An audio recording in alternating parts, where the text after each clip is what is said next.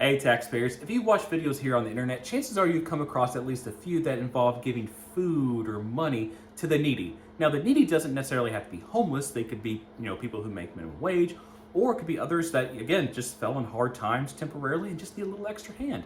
And these videos usually do very, very well. They get lots of views, lots of engagement. Heck, major news outlets usually can pick them up and, spread it more to the masses. And rightfully so. These videos make us feel good.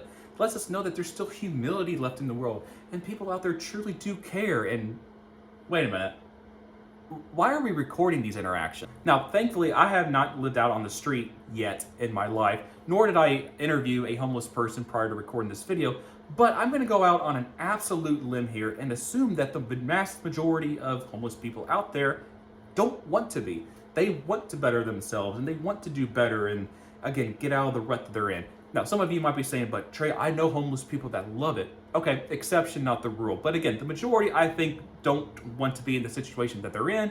And to turn around and, give them basic necessities like food while a camera's in their face, well, I'm not a psychologist. I'm not going to argue ethics versus morals because, again, I'm not qualified. But I am an accountant. I do get paid to talk about money. So the question is, why do people record, themselves giving stuff to the homeless?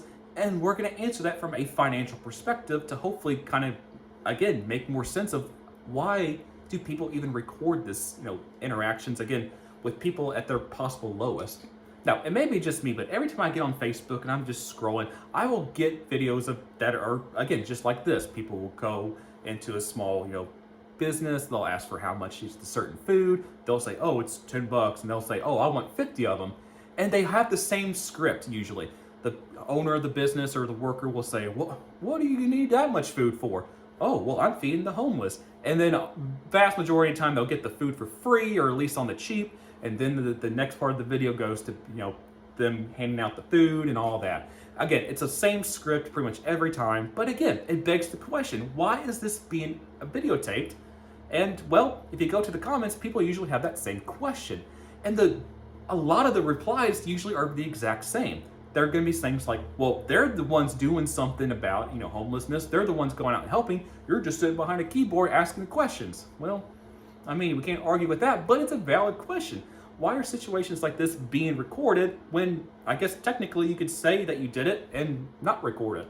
Well, I think we all know the answer to that. You see, if these situations are being recorded, hopefully it creates some sort of like perpetual motion. You see, the business that is giving the food is hopefully going to get a shout out, so there's going to be advertisement there.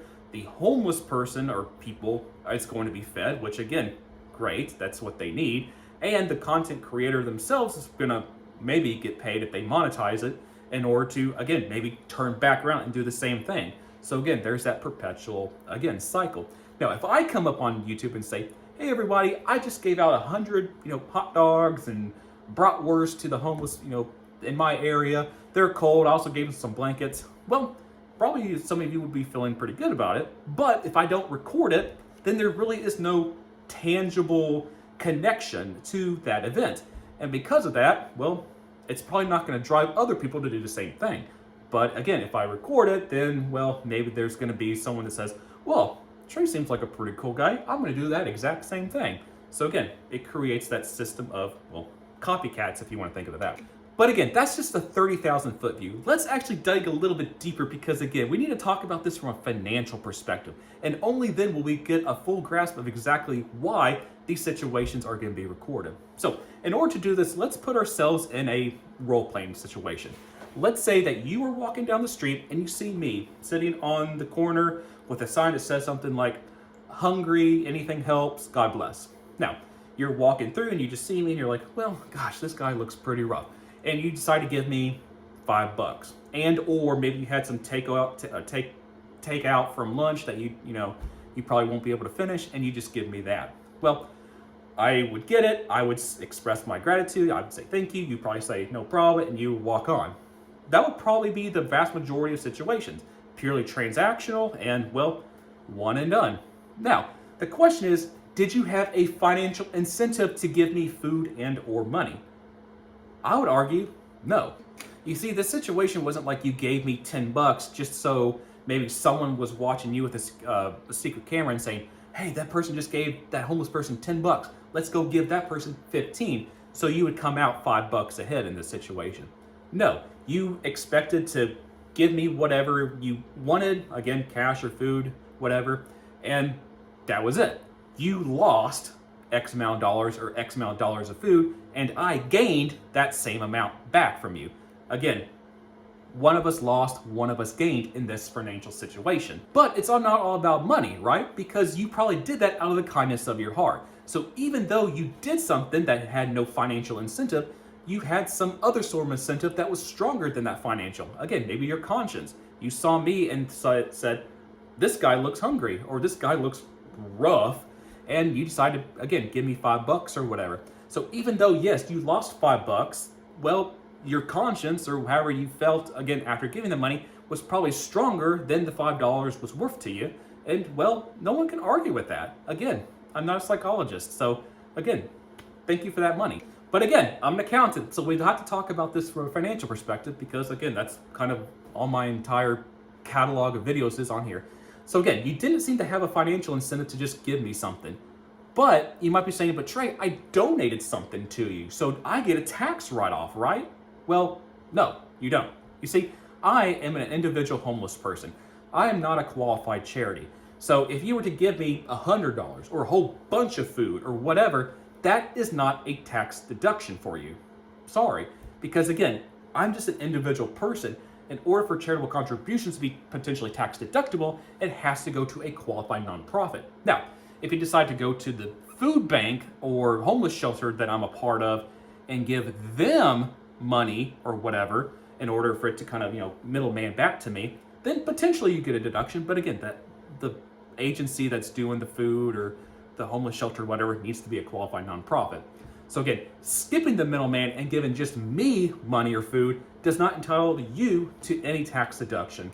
And taking a step further, charitable contributions are itemized deductions. So again, itemized deductions are this classic sum of all these certain types of deductions that can be itemized on your tax return. The thing is that itemized deductions and standard deductions are mutually exclusive. You can choose one, but you would lose the other, right? So all of the deductions, or I'm sorry, the donations and charitable contributions go into this itemized bucket pool. And if this amount is not greater than the standard deduction you could have gotten, it's not going to help you. So again, there is a very well chance that you have itemized deductions like charitable contributions to, again, a qualified nonprofit. But if this amount is not greater than the standard deduction, there's no benefit to taking it because, again, it's not greater than your standard deduction, which, again, I've got a few more videos talking about that. But again, all you really need to know about for this video is the only potential benefit you could get from a tax deduction standpoint is if the money and food goes to like a non-profit, again, like a homeless shelter, and you can itemize. But if you give money to, again, a qualified nonprofit, but you take the standard deduction, then the money that you gave, it's not impacting your tax returns at all. Okay, so now we just learned that from that situation, that little role playing, that there was no financial incentive. You didn't get more money in return from, giving me money, nor do you take a tax deduction for it. So let's take that same scenario, but let's add one variable. Okay, so you're walking down the street and you see a homeless person. I'm holding a sign that says homeless, hungry, anything helps, God bless. But this time you have some cash on you and a camera. Now, either it could be like your phone, maybe you have a cameraman off to the side so that way we're both in view or in frame, whatever. Or let's go as far in that you and I actually met right before the camera started rolling and you told me exactly what you were gonna say and what you want me to say to you. Or we had just a live, raw interaction where, again, you just came up to me surprisingly with a camera in my face and I just have to act as, as normal as possible. Now, same situation. You gave me some money, you gave me some food, whatever. Now, at that point, do you have a financial incentive to, again, give me something as long as there's a camera pointed at us? Well, possibly. The first question we're going to ask is, can you take a tax deduction for that, again, for charitable contributions? Well, no. You see, the whole I am an individual, not a qualified nonprofit still stands whether you are acting as an individual or if you're acting as a content creator. So again, in this situation, or actually either of those situations, there is going to be no charitable contribution, donation, tax deduction there. But if it's being filmed just for you to go ahead and post online, then we can argue that there's a profit motive there. And because of that, well, this very well could be considered a business expense. And because of that, yeah, arguably the dollar value of the food you gave me or the value of the cash you gave me is a write-off. Because at that point, I'm nothing more than just a part of, again, your content. I'm essentially an actor. And this is what makes the whole content creation business model very unique, because I would argue that the barriers to entry to becoming a content creator are so minimal, if not non-existent. I mean, heck, as long as you have a smartphone or access to the internet, you can just make up an email address on any social media platform you want and then start uploading videos. And at that point, you're considered a content creator by definition. Now, we do have to be careful though, because again, if you do something like create an account just so you can give money to the homeless or whatnot in order to post that video footage online in order to hopefully gain some traction and some monetization and sponsors or whatnot, then again, at that point, you are considered, at least from my perspective, you definitely have a profit motive. There is a business model there. And again, kind of going back to what I just mentioned about a minute ago, the barriers to entry to be a content creator are so minimal. I mean, you don't have to take a test, you don't have to have a license or certificate or whatever. You just have to have a camera and an email address pretty much, and an account on whatever social media platform you want, and that's it. You're a content creator. So very well, the cost of the food or the value of the cash that you want to give out, again, to the homeless, as long as it's being recorded, arguably has a business expense to it, because again, there's a profit motive for doing what you're doing. You're gonna post it online to, again, in hopes to have gain some traction and some followers and all that kind of fun stuff. And because of that, there is, again, a business write-off to the cost of whatever you're giving out. Now, we do have to be careful though, because the IRS is actually pretty strict when it comes to business expenses and hobbies. Now, currently right now, tax law could very well change very drastically, because now we got a new president coming in here shortly. But right now, hobby losses are not allowable. So if you were to, again, create an account where you were gonna give food or money or whatever out to the people in need, well, again, those costs could be considered as a deduction. But if you're not gaining any type of revenue in return, which is probably gonna happen if you're just starting out, well, then you're gonna be starting to show losses on your business. Well, there comes a point where the IRS is saying, wow, you got a lot of losses and you don't have revenue coming in. Well, either you don't know how to run a business, or more importantly, you probably don't have a business. This is just a hobby that, again, you're trying to film and get something off of. And because of that, these losses are going to be disallowed, and well, then you get a nasty tax. And it's because of this that smaller creators probably don't have the ability to, again, market off this. So this is why you're probably going to see larger creators kind of monetize it, because again, they have the followers, they have the engagement to, again, profit back from these situations. So again, if I decide to, again, an hour after I record this video, grab $100, I just buy a bunch of food and just hand it out to my local community. Since I don't have much of a foothold here on social media, my video is probably not going to get viewed very much, and I probably won't make a single buck off it. So if I continues to do that, every time I do that same situation, I lose $100, I lose $100, I lose $100. The IRS can say, Trey, just stop. You're not going to be able to disallow this, and well, you can't take a deduction for these costs of food and whatnot. But see, for a larger creator, this is not necessarily a problem. You see, if we had a large creator that did the same thing as I was doing, they went to the same restaurant, they spent the same $100, they went to the same community I went to, and again, gave it to the same people, as long as it was recorded, chances are they're going to make that money back and then some. Because again, they already have an established audience, and again, I don't. And because of that, larger creators win when it comes to, again, recording these situations.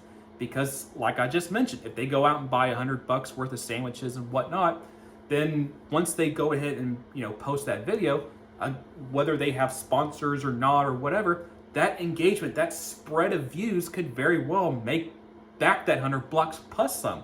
But again, if you're just starting out, no, probably not. Again, you're probably gonna get some traction because again, these videos do very well. It makes people feel better. But again, that's probably why a lot probably don't, because you don't have the ability to create revenue off those postings. And because of that, you either going to continue to show losses. And again, losses over time start to build up. And well, how can you continue to run your business if you're running losses? But more importantly, again, the IRS could come back and say, nope, you don't have a business. This is just a hobby. And well, very well take out exactly what you're trying to do. So again, in this situation, the larger content creators win every time when it comes to these situations being recorded. And there you have it. When it comes to recording these situations, again, giving food to the homeless and whatnot, it really comes down from a financial perspective to a business deduction. Because again, going back to that first scenario we talked about, if you're just walking by yourself, again, down the street, you see someone and you give them money, there's no financial incentive to do though. You can't write it off as a charitable deduction. You can't write it off as a business expense because again, there's no business expense.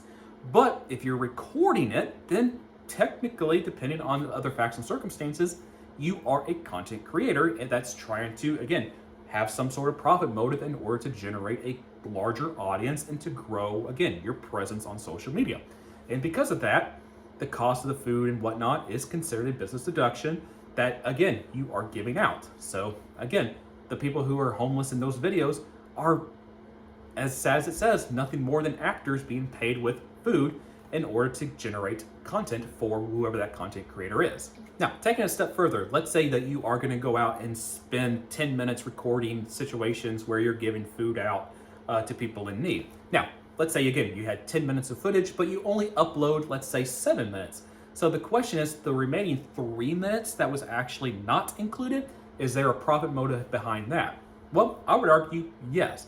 You see, if you compare this to like a Hollywood movie, well, there's obviously deleted scenes, right? So there are going to be situations where you are recording that don't end up making the final take. And if that's the case, well, the money that was used to, again, purchase food or give away during those recordings that were not actually posted, then yeah, they still meet the definition of a business expense. So those very well could be written off as well. But let's say you're a content creator that's giving food out that is not recorded. Well, that's a little bit of a gray area because if you're not recording it, then is it technically a business expense? Well, if you're not using it to, again, generate potential revenue and grow your channel, again, there may be a little bit of a debate there. But again, when it comes back to the first example that I gave, neither example is going to be a charitable deduction. So again, no charitable deductions unless you want to give it directly to, again, a qualified homeless shelter. But that's probably not going to be as great content because again, people who are watching these videos, I guess probably want to see individual homeless people getting that food and whatnot. That way they can connect with them and make them feel themselves, again, better about people getting help. So in conclusion, if it's not videotaped, it's much harder to substantiate that as a business expense.